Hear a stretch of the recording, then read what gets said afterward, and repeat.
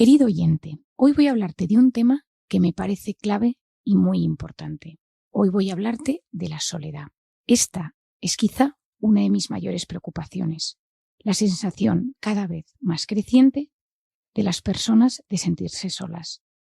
Cada vez existen más factores que nos conducen por una pendiente deslizante hacia ese estado de desierto social, donde uno se ve apartado y desconectado de los demás. Pensemos, si no, en el efecto que producen en nosotros la tecnología, la disminución de la natalidad, el envejecimiento de la población, los horarios disparatados, la epidemia de rupturas de pareja o, en pleno 2023, todo aquello de lo que hemos derivado de la pandemia. Sentirse querido, sentirse acompañado y aceptado mejora la autoestima y la seguridad en uno mismo. Influye en nuestra psicología y que las relaciones sanas curan y alivian la peor de las heridas. Si has leído Encuentra tu persona vitamina, sabes a qué me refiero. Por el contrario, cuando uno se siente solo de forma sostenida en el tiempo, esto nos perjudica enormemente a nivel físico y psicológico. Por un lado, la soledad acompaña múltiples enfermedades autoinmunes, inflamatorias, crónicas, neurológicas, oncológicas y, por supuesto, psiquiátricas. Y también tienes que saber que la soledad es un factor de riesgo importante que incrementa el riesgo de padecer depresión, ansiedad, insomnio y numerosas enfermedades físicas. Hay muchos estudios publicados a día de hoy sobre el efecto de la soledad en la salud física y psicológica. Uno de los estudios más relevantes hasta la fecha sobre el tema de la soledad lo publicó la doctora Juliane Holt-Lundstad en la revista PLOS Medicine en julio del 2017. Analizó los resultados de más de 300.000 pacientes a nivel mundial a través de un software. Los resultados mostraron que las personas socialmente saludables tienen un 50% menos de posibilidades de morir prematuramente. Me parece un dato impactante. La soledad demostró ser una situación de riesgo a la altura de otras más evidentes, como el consumo de alcohol, el tabaco, la obesidad o la falta de ejercicio físico.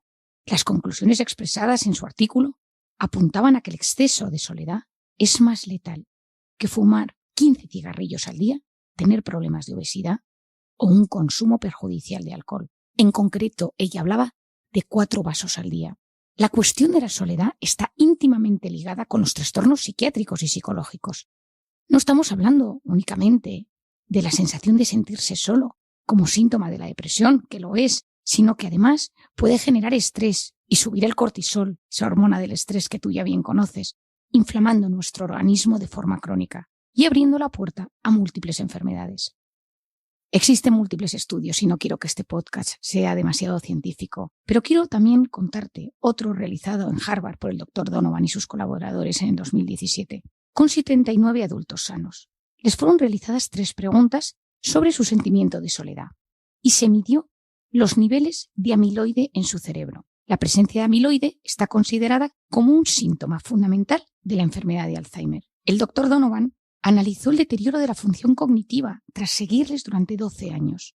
La conclusión a la que llegaron es que tanto la depresión como la soledad están íntimamente relacionadas con el deterioro cognitivo. Si la depresión que padece es grave, el riesgo de desarrollar una enfermedad neurológica es mayor. Por eso insisto tanto en concienciar a la población del efecto tan perjudicial de la soledad. Necesito generar debates, congresos, sesiones sobre cómo paliar esta corriente tan terrible que se ha instalado en el siglo XXI. Nunca hemos estado tan conectados y nunca nos hemos sentido tan solos. Para seguir, quiero diferenciar soledad y aislamiento. La soledad se presenta de diferentes maneras y matices en los seres humanos. No es lo mismo soledad que aislamiento. El aislamiento es mantener un contacto nulo o casi nulo con otros. Por lo tanto, es un estado objetivo. La soledad, en cambio, es un estado emocional, subjetivo, derivado de no ser capaz de encontrar o mantener las relaciones personales que uno desearía. Es subjetivo ya que no depende de tener o no tener un círculo correcto y sano de amistades, sino que proviene de un desequilibrio entre lo que nos gustaría tener y lo que en verdad tenemos. La soledad bien elegida puede ser el camino de partida para el conocimiento, el frenar, parar, cortar con el cúmulo de estímulos externos donde puede existir un exceso de ruidos emocionales y sociales, ayuda a frenar esa intoxicación de cortisol donde se encuentra inmersa gran parte de la sociedad. Durante la pandemia había una frase que yo repetía constantemente. Si no puedes salir fuera, me a confiar. Te recomiendo escuchar los podcasts de Encuentra tu persona vitamina o leer el libro, donde encontrarás muchas respuestas a las causas de esas heridas y cómo poder gestionarlo. Muchas de esas heridas, conscientes o inconscientes, que habitan en nuestra mente, en nuestro corazón, en nuestra alma, nos impiden disfrutar de forma sana de las relaciones humanas. Ser capaz de diagnosticarlo, de analizarlo y de enfrentarte a ello puede ser el primer paso para paliar esa angustia y sensación de ausencia social.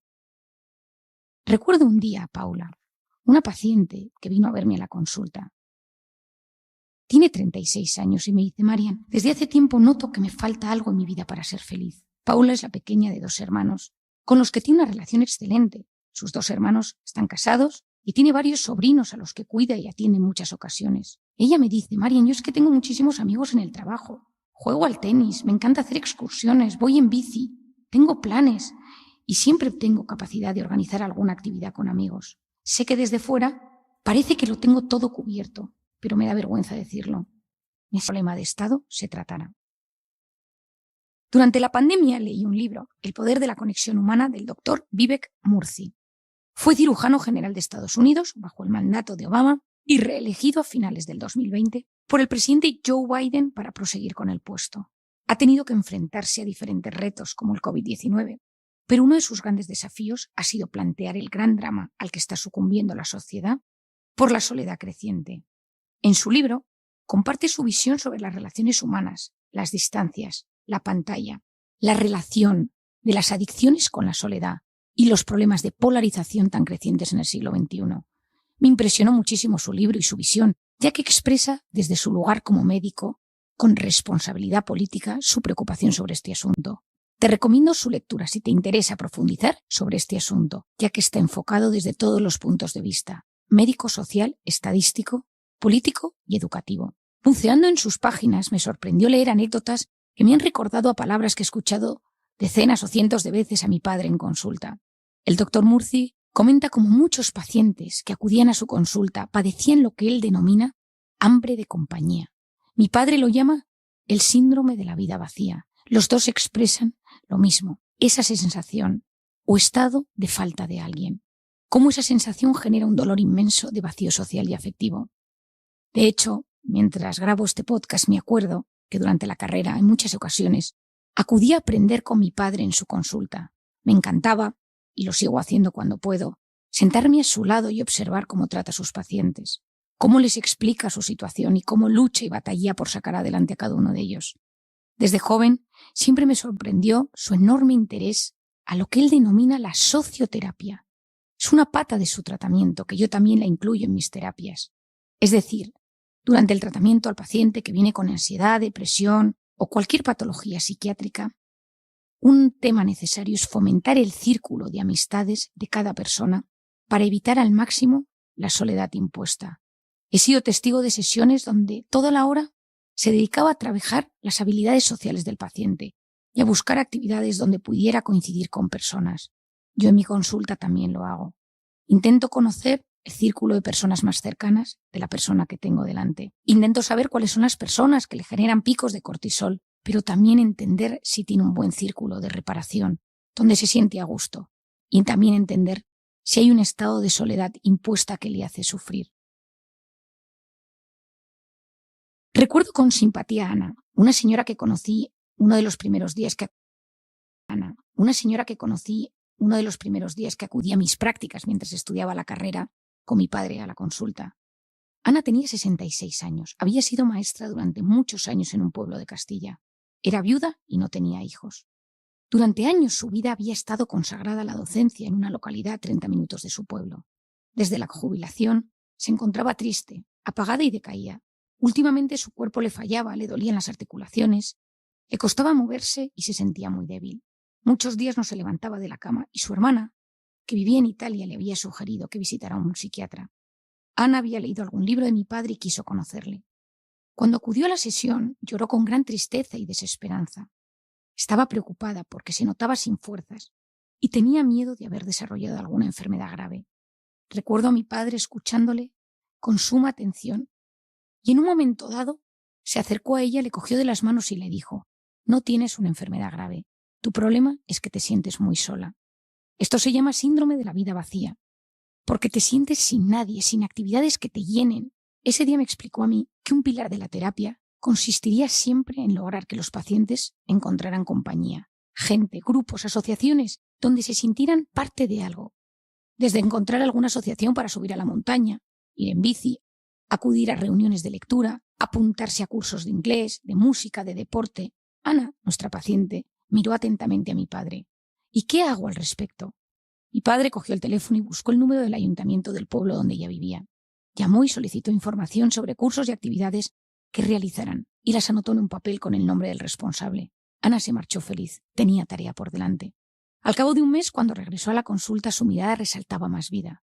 Nos contó que se había apuntado a pintura y que acudía a un pueblo cercano a unas conferencias semanales sobre historia y filosofía, sus grandes pasiones. Seguía tomando su medicación, que obviamente había ayudado, pero esa no había sido la única solución. Ahora se sentía acompañada. Había encontrado 2 personas de perfil similar a ella en el taller de pintura y había comenzado una relación de amistad con ellas. Se encontraba ilusionada y feliz. He aprendido muchas cosas de mi padre en su labor como psiquiatra, pero esta es, sin lugar a dudas, una de ellas. Quienes me conocen saben que a veces me excedo en mi labor como psiquiatra para reforzarla un poco más. Cuando tengo a alguien en consulta intento ayudar a esa persona, pensando no solo en el tratamiento farmacológico y psicoterapéutico que precisa, sino también que le vendría bien en el plano social. A veces le presento a alguna persona que creo que le puede ayudar. Si conozco algún grupo, intento animarla a que acuda a sesiones, a conferencias, a aprender algún idioma, alguna manualidad, porque me he dado cuenta que eso ayuda a veces mucho más que la propia medicación. Soy una afortunada por trabajar en el equipo con mi padre, con mi hermana Isabel y con el resto de psicólogas del equipo.